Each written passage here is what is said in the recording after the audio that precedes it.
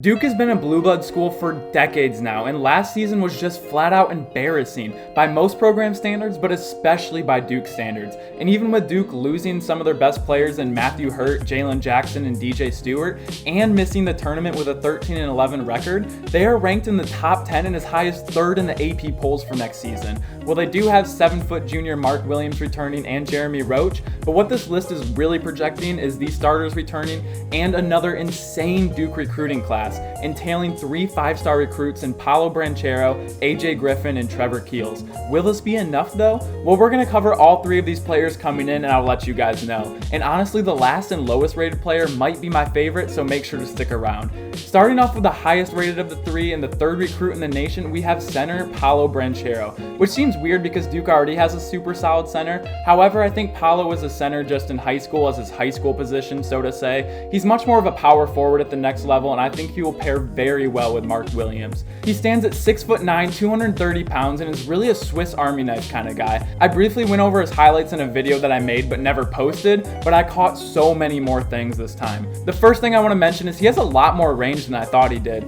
There's no percentages to be found, but his shot looks really smooth and it makes him so much more dynamic. And just from seeing his game, I would guess him to be a low volume but efficient outside shooter. I want to stay away from just how easy it looks when he scores and focus on really things that translate to the next level. And the first thing I noticed is he's very comfortable starting the scoring attack from multiple different places on the court. He can start with the ball behind the 3-point line at the low block, with his back to the basket at the elbow, or facing his defender at the elbow. But he is most lethal when he gets an outlet pass and he's attacking the basket in transition. His handles are okay, not really anything special, but pretty good for a big man. But what he lacks in handle department, he makes up for in footwork and body positioning, because even if his handle isn't the tightest, he can use his body to shield the defender and euro and hop step his way when he gets to the rim. And when he does get around the rim, he can hang in the air like a guard and use all 230 pounds to be a battering ram and not a punching bag when he goes up for all the contact. He's also a 2-foot jumper and super springy with his vertical, and it's great for putbacks, dunks under the rim, and rebounds, which he averaged 11 a game this season. This is a huge addition for Duke because he is someone that can really score without needing the ball that much, and I see teams have a lot of success when they have a few guys like this on our team. I see him being an instant impact player, and his body and play style will immediately translate to the college level.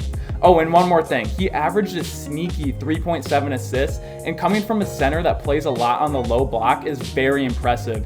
I didn't see any kind of crazy, flashy Jokic type passes, but he makes the right play a lot of the time, and his underrated aspect of his game, and I really think this will help the Blue Devils get back on track. Moving on to the next 5-star recruit, they have AJ Griffin, who's the 14th recruit in the nation.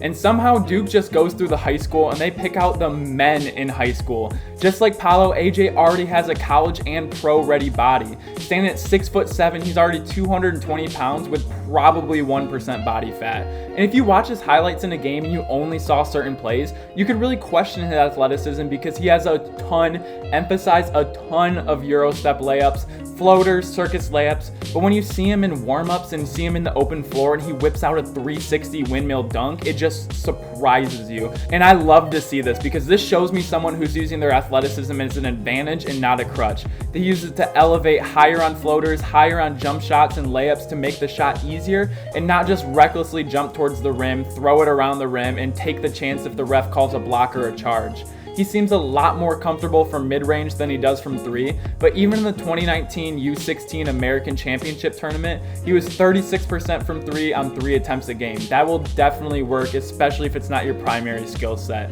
His mid-range game is very diverse package of its own right. He loves floaters from about 10 to 15 feet out. He can also pull up on a dime, but I've also seen him multiple times back up with the defender and fade away off of 1 foot, and it looks very comfortable, and I can't stress this is a very difficult shot to make. On the defensive side of the ball, he has great timing for blocks. On jump shooters, off the ball blocks, and chase down blocks, it's very Zion-esque.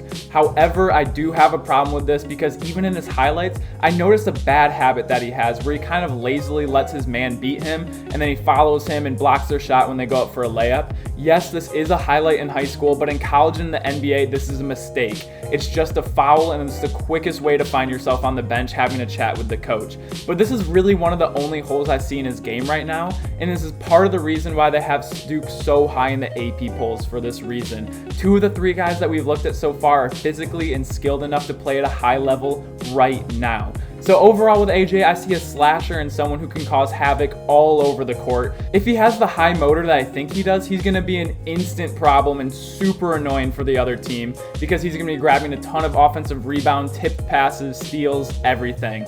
But right now, if it's AJ, Paolo, and Mark starting for Duke, they have a big shooting problem. I'm not sure about AJ's shooting. I think he can shoot, but his release does look pretty slow, and I don't know if he's the high volume guy to help Duke out in that way. I mean, look at Gonzaga and Baylor this year. They have 4 people on the court at all times that can shoot the 3-ball very well, and when you have this, it's really hard to stop. So right now, I do see Duke having a small shooting problem.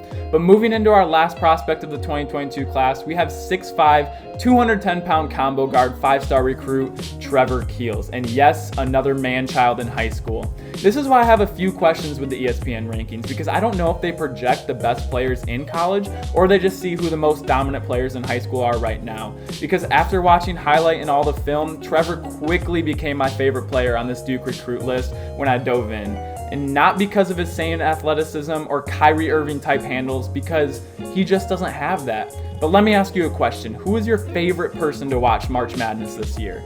If one of your answers isn't Johnny Juzang, then I don't know what games you were watching. But much like Johnny Juzang, Trevor Keels knows the game of basketball. He's an elite shooter and doesn't need much space to do it, and how he does it is so much fun to watch because just like Johnny Juzang or Paul Pierce would, they use simple moves, nothing fancy, but they know what their spot is, they get to it, and the whole time they're just taking their defender for a dance and they're always one step behind. It's hilarious because they're not the most athletic person out there, but it doesn't, I don't even know how to say this. They just out basketball them. He is the guy who's going to be the key to the Blue Devils' success because out of anyone, he's the one that can create a shot most consistently from outside and driving to the basket. And this isn't a Harden comparison, but he plays smarter, not harder. It always looks like he's going 60% speed, but then he'll have 30 points, 9 assists, and some steals. I mean, look at these steals and tell me you don't see Harden.